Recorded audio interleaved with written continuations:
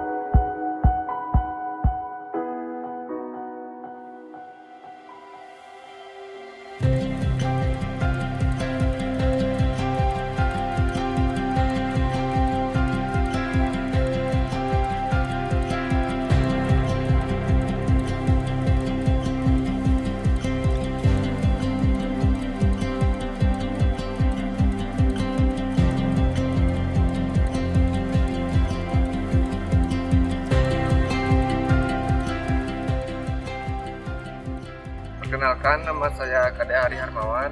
Di sini saya sebagai mahasiswa Universitas Warmadewa dan bisa pilihan ke Penkat Desa Adat Desa Kukuh. Mohon perkenalkan diri, Pak.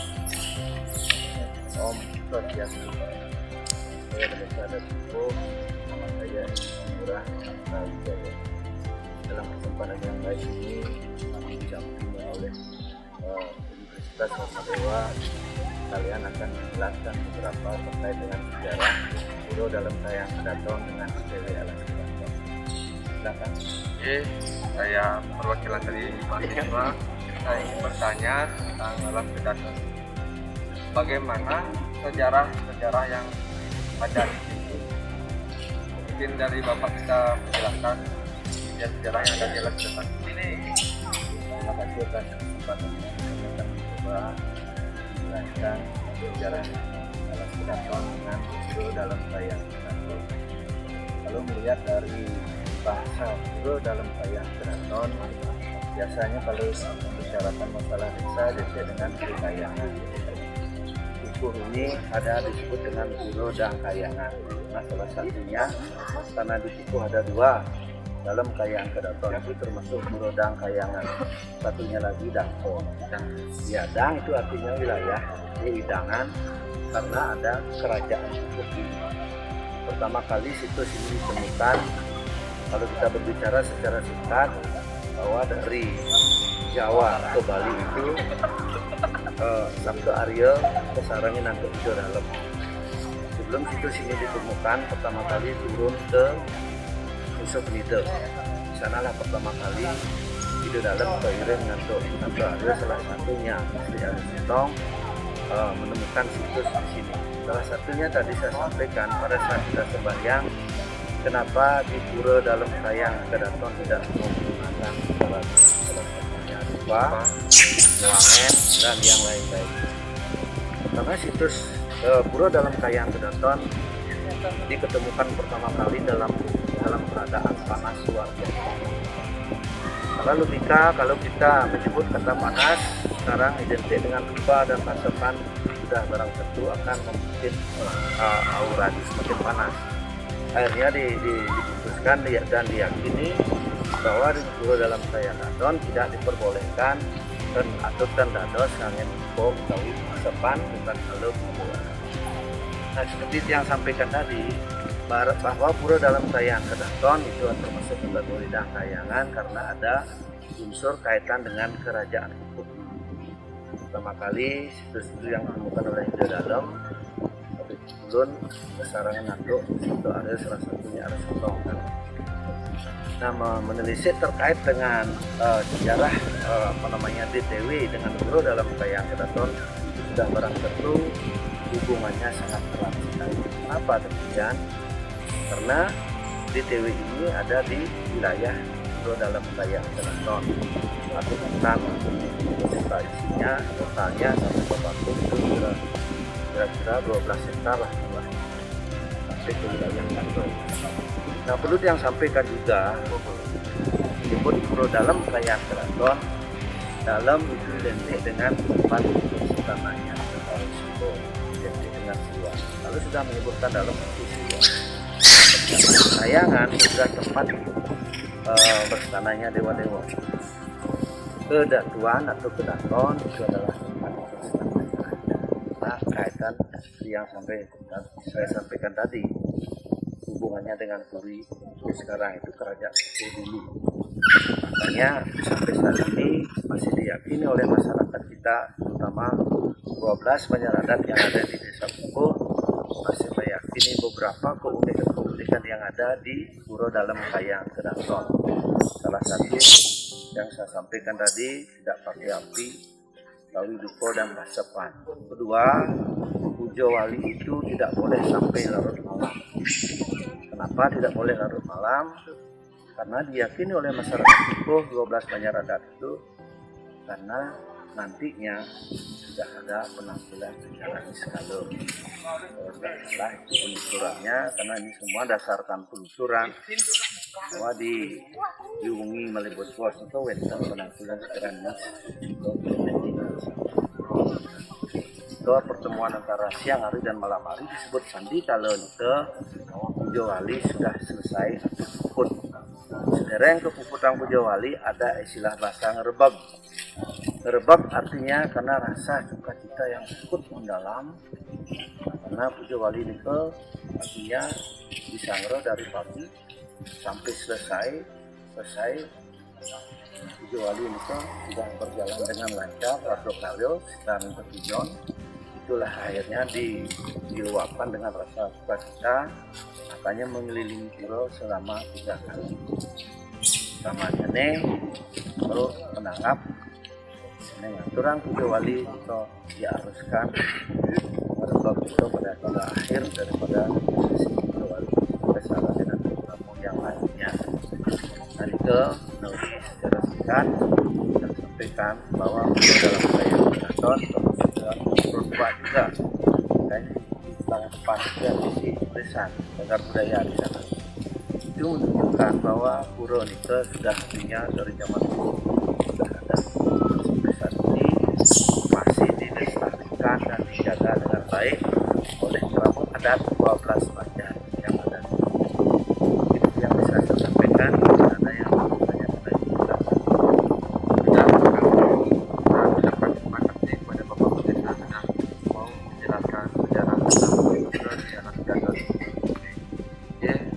Sekian dari saya. Jika ada salah kata, saya tutup dengan paramesati. Om Santi Santi Santi Om. Yang adalah wetter Sumatera dan yang saya wau enter saudara secara singkat kepada Pura Dalam Daya Keraton dan terang tentu ada kekurangan dan kelebihannya dalam kesempatan yang lain ini kami bisa menghargai sebesar-besarnya ayo bersama atur Om Santi.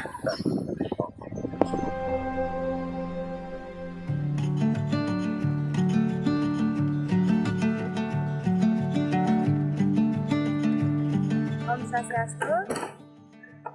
Perkenalkan, saya Dwi Kasari dari KKN Mahasiswa Universitas Samadila. Di sini saya bersama Kepala Desa Kuku dan juga rekan pemilih. Terima kasih. Saya Made Sugianto, berbekal Desa Kukuh, Kecamatan Tabanan.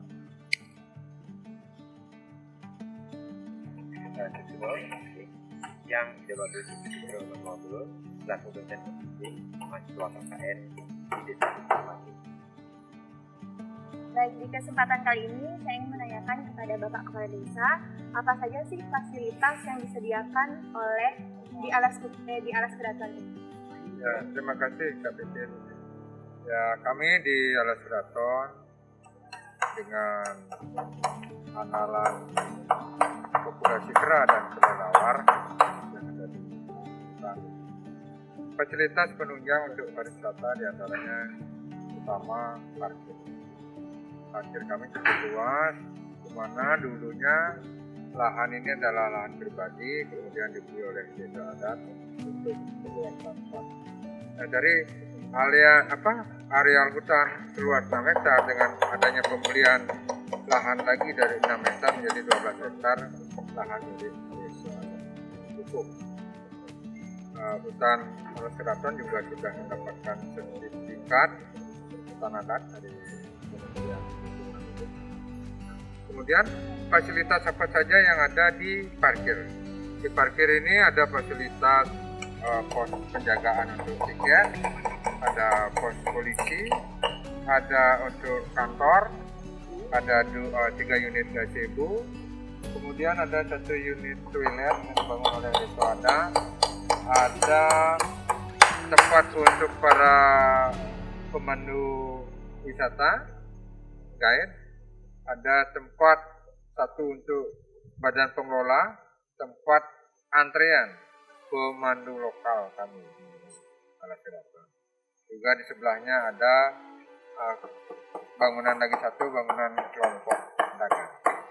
Nah, kemudian bergeser ke kawasan objek di dekat hutan juga ada fasilitas penunjang berupa wantilan untuk pementasan kesenian. Nah, kemarin kami dari Desa Dinas sebelum pandemi sudah menggelar 2 kali festival, yaitu Festival Balaganyur dan Festival Barong Bambu. Sementara saya menyusun perencanaan setiap tahun untuk menggelar festival untuk menunjang daya tarik wisatawan. Namun terjadi pandemi sehingga dana desa lebih fokus ke penanganan festival ditiadakan karena juga ada himbauan tidak menghindari kerumunan. Nah, fasilitas yang ada di dekat hutan juga ada 3 unit, 1 bangunan dengan 3 unit kamar kecil itu bantuan dari pemerintah. Selain wantilan tadi, tempat cuci tangan biar sesuai standar pandemi ya. Juga ada tempat selfie dan fasilitas lainnya ya parkir juga bisa di depan pura di dekat. Nah, kemudian kami dengan dana desa juga melakukan investasi Kak. Kami dengan dana desa pada periode tahun awal saya mengabdi di desa, saya mendirikan wahana permainan yang kami namakan Alaska. Nah, di Alaska Outbound itu ada ayunan jantra atau ayunan tradisional. Namun ayunan itu sudah rusak karena lama tidak terpakai karena kami tidak atas. Sementara yang masih adalah layang pop dan sepeda. Investasinya juga cukup tinggi, 500 juta lebih. Juga kami lengkapi dengan 2 gazebo. Kita mendapatkan bantuan kemarin dari pemerintah untuk penataan itu. Di sana juga ada fasilitas berupa toilet dan juga bantuan dari pemerintah. Jadi itu beberapa fasilitas penunjang yang ada di daya tarik wisata Alas Keraton. Bapak, ini kira-kira apa sih terobosan baru atau cara Bapak membangkitkan kembali objek wisata Alas Keraton di pandemi COVID? Ya, terima kasih pertanyaannya. Ini ya hal yang penting adalah promosi. Nah, promosi kami sadari, baik kami dari kedinasan ya, kepala desa maupun desa adat selaku pengelola, kemampuan kami untuk promosi itu. Sementara sebelum pandemi itu, sejumlah objek wisata baru, objek wisata buatan itu ramai dikunjungi wisatawan itu, salah satunya promosi di situ. Kami akui di situ kelemahan. Itu kelemahan ini akan kami imbangi dengan pergerakan yang misalnya dengan adanya teman-teman KKN yang melakukan pengabdian masyarakat di desa kami, juga kami akan ajak bersinergi.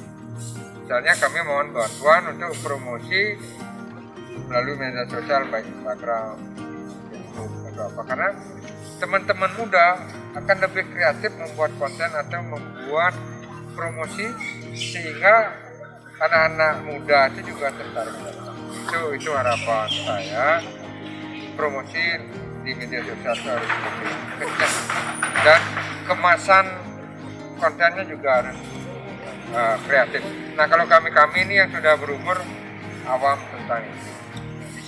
Setelah kami mengenali kelemahan, bagaimana akan menjadi sebuah kekuatan, menjadi peluang ya tentu dengan bekerja sama. Salah satunya dengan mahasiswa dan Pak yang melakukan pengabdian di masyarakat.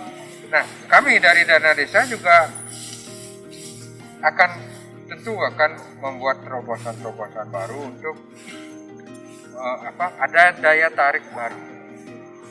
Ketika mereka berkunjung ke Alas Kedaton, biar tidak ada kesan di sana hanya ada kera dan kelelawar. Tetapi dengan Dana Desa kami ingin membuat terobosan.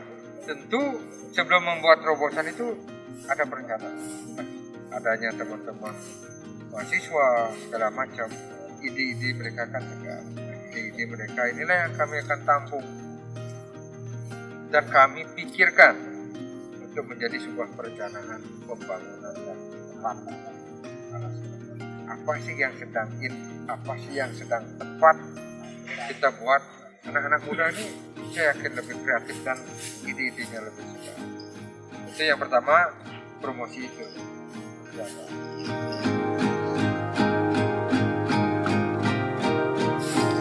Baik, sekian informasi dari Bapak Kepala Desa dan juga didampingi oleh Bapak Pembimbing KKN Universitas Samadila. Untuk itu saya tutup dengan para Santi. Om Santi Santi Santi.